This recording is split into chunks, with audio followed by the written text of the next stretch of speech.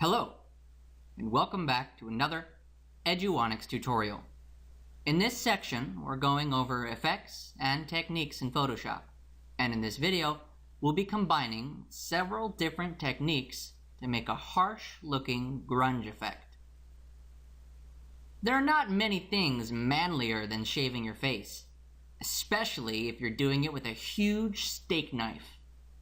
But still, you have to admit that this image looks kind of soft. His skin almost looks too smooth. There are no imperfections, no flaws. It looks pretty good, but it just doesn't seem to fit the context of the photo. One thing that we can do to make this image more manly is a grunge effect. What's a grunge effect? Well, much like the haze effect we went over earlier, you can sometimes find it as a preset filter to apply to your photos. It's generally a combination of dark tones, gritty details, and most of all, it should be harsh on the eyes. I'm going to be applying all of these components in my own grunge effect. First, I'm going to duplicate my background layer by clicking and dragging it down to the new layer icon. I'm going to sharpen this layer, so I'll double-click its name and type sharpen. Then, to actually apply the sharpness, I'll go up to Filter, Sharpen, then I'm going to skip past all the options that say Sharpen, and I'm actually going to click the one called Unsharp Mask. Contrary to what might be your first guess, Unsharp Mask actually does sharpen your image. Now that the Unsharp Mask dialog is open, I'm going to grab this amount slider and bring it all the way up to 500%. This seems to be sharpening up some details in his face, but it's not quite affecting as much of the image as I want it to. This is where the radius comes into play. See, the idea is to maximize the amount of texture in the skin. So I'm going to play with the radius till I get enough detail without going overboard. As I slide it to the right, it's sharpening all the edges. But if I go too far, these unpleasant halos start to show up. Not only do they look bad, they also seem to be blurring the details I wanted to sharpen in the first place. I'm going to bring the radius down to around 5 pixels. That seems to be a good medium where the details are most evident without deteriorating the tones with those halos. Now, threshold is just here to let me reduce my effect if I want to. I'm happy with my effect as is, so I'll leave threshold at 0. Then I'll go up and click OK to apply it. You know, that sharpness worked so well, I think it might be a bit too sharp. I'm going to blend this new sharpness layer with my original background layer. With my sharpness layer still selected, I'll go up to Blend Modes and switch this from Normal to Overlay. Now it's not only been blended with my original layer, it's also providing some of that dark toned contrast I wanted. Admittedly though, the shadows have gotten so dark that you can't even tell his hair from the background. And the highlights are too bright as well. I'm going to fix this by adding a new Curves adjustment layer. I'll go down to the bottom of the Layers panel, click the New Adjustment Layer button, then I'll click Curves. Now since my sharpness layer is being blended with my original background layer, I just want this curves layer to affect my background layer. I'll just click it and drag it between the sharpness and background layers. Since adjustment layers only affect the layers below them, this will make sure that the curves layer will only affect the original background layer. Now I'm going to go up in the histogram and grab the bottom left point of the diagonal line. Then I'll drag it up 1/4 of the way across the histogram. This is brightening the shadows of my background layer. Now I'll move on to those highlights. I'll go up and click the point on the top right of the diagonal line and drag it downwards a quarter of the way. This is darkening the highlights of the image. Now the midtones could use a little work, so I'm going to click between my 2 points and drag upward and to the left a little bit. This is brightening up the midtones a little bit, creating a curve between the shadows and the highlights, hence the name curves. So far, this is a good adjustment, but the background is still looking too dark, especially in this area at the top of his head. It's still so dark that it's blending in with the background.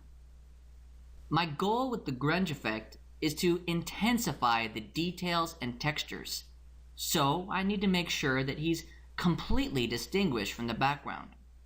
So what I'm going to do now is mask him from the background. This will also give us some more practice with the quick selection tool and the refine edge dialog. I'll go up and select my sharpness layer. Then I'll go over and get my quick selection tool. Now I'll just start selecting him, dragging my quick selection tool wherever I want to be selected.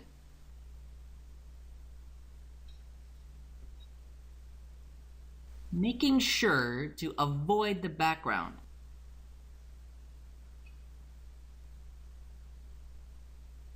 But if I do happen to go outside what I want to select, remember, I can just press and hold the Alt key and drag to deselect those areas.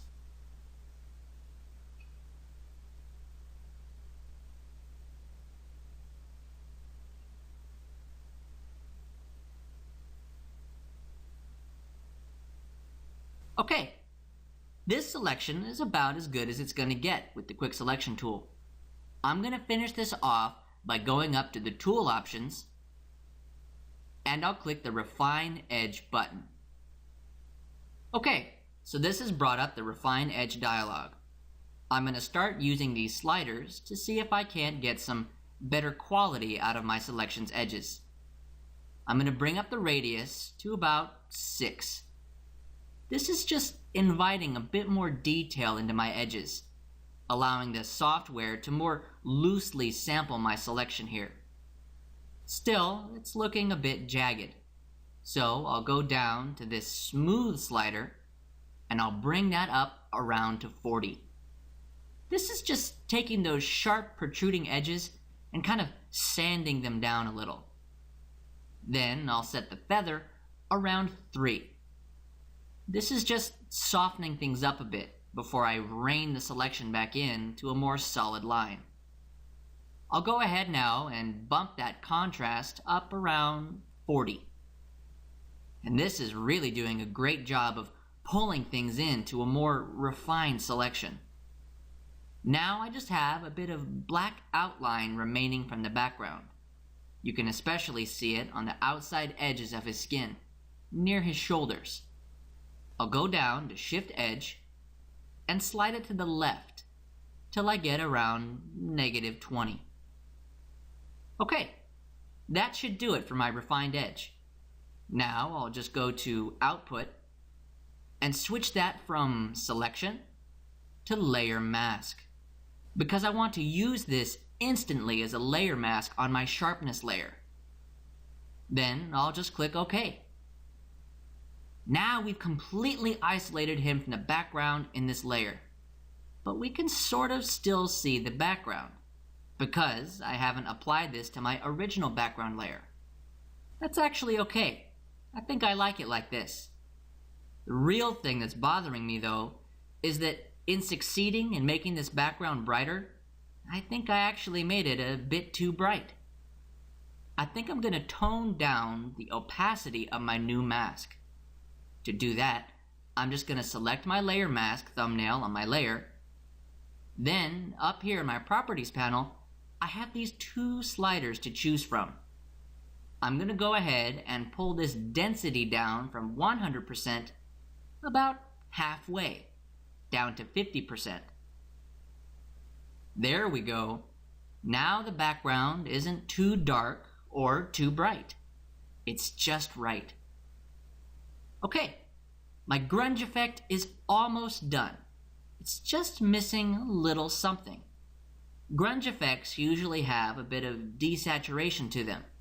The colors should be muted just slightly. So I'm going to go down to the bottom of the Layers panel and click the New Adjustment Layer button. Then I'll go up and pick Black and White. So this has made a new black and white layer, but it's desaturated my image entirely. I don't think I want to take it that far. So I'll just try applying it to my sharpness layer only. To do that, I'll just press and hold the Alt key on my keyboard, then I'll click between my two layers, and they will be linked together. Now the black and white layer is affecting only my sharpness layer. It's a little more saturated, but I think I'll blend this a little bit better. By making sure that my black and white layer is selected, then I'll go up to Blend Modes and switch it from Normal to Soft Light. Then, to blend it even more, I'll go over to Opacity and bring it down to 50%. There we go. That is just about perfect. Let's see how it looks compared to my original. I'll press and hold my Alt key, then click the eye icon next to my original background layer. This will solo that layer, making it so that I can see only that layer out of all the others. Wow, huge difference. There's so much more texture and grunge with all the other layers. It makes my original layer look so soft. And using curves and masks, I was able to bring more details into this without harming the other areas of the image. Very cool. You know what? This actually looks like it could be an action movie poster. I want to try adding a title to the bottom just to see what it looks like. First, I'll go over to the Tools panel and get my Type tool. Then I'll just click in the canvas to create my type layer. Now I'll type shave in all capital letters. Then I'll go up and click the check mark to commit my type. This text is so small though, I can't even see what it says. I want to make this bigger. I'm going to press Ctrl-T on my keyboard to enable free transform. Then I'll just press and hold Shift as I'm dragging to constrain this to the same height and width ratio it was made with. I'm going to pay attention to this box here on the right, and I'm going to stop this transform once I see its width is about 11 inches. Then I'll go up and click the check mark to commit this free transform. Now this font is alright, but it's not quite the movie font I was hoping for. I'll go up in the tool options to the font box, then I'll change the font to Arial Bold. There we go. That's nice and thick, like an action movie font might be. I just want to change its color. I'll go up in the tool options and select the color thumbnail. Then I'll choose a nice dark red. Not too bright, not too dark, just right where it looks serious, but not over the top. I'm going to go ahead and duplicate this text by pressing and holding the Alt key, then I'll drag this text below itself. This will simultaneously duplicate this text and create a new line of text to work with. I just want to change what this text says. I'm going to go ahead and double click the T icon in the Layers panel to highlight my new line of text. Now in this line, I'm going to type hard in all capital letters. Then I'll go up and click the check mark to commit my type. I want the hard text to be big enough to match the shaved text though. So once again, I'm going to hit Control T on my keyboard to go into Free Transform. Then I'll just resize this and sort of move it around as I go to make it line up with the top text. Then, once I'm happy with it, I'll hit Enter on my keyboard to commit the free transform. The lines of text look good. They're nice and matched up, but I'd like them to be vertically apart from each other by about 30 pixels. So I'll just press and hold my Shift key, then hit my arrow key on the keyboard 3 times.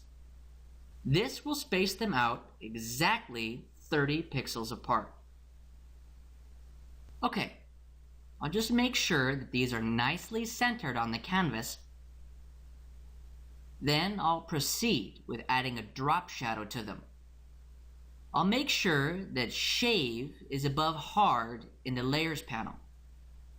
Then, with Shave selected, I'll go down to the bottom of the Layers panel and click the Layer Effects button. Then I'll select Drop Shadow. Now that my Layer Style dialog is open, I'm going to drag this opacity up to 100% because I want a very bold shadow. Then I'll uncheck Use Global Light. And I'll go ahead and set the angle to 90 degrees.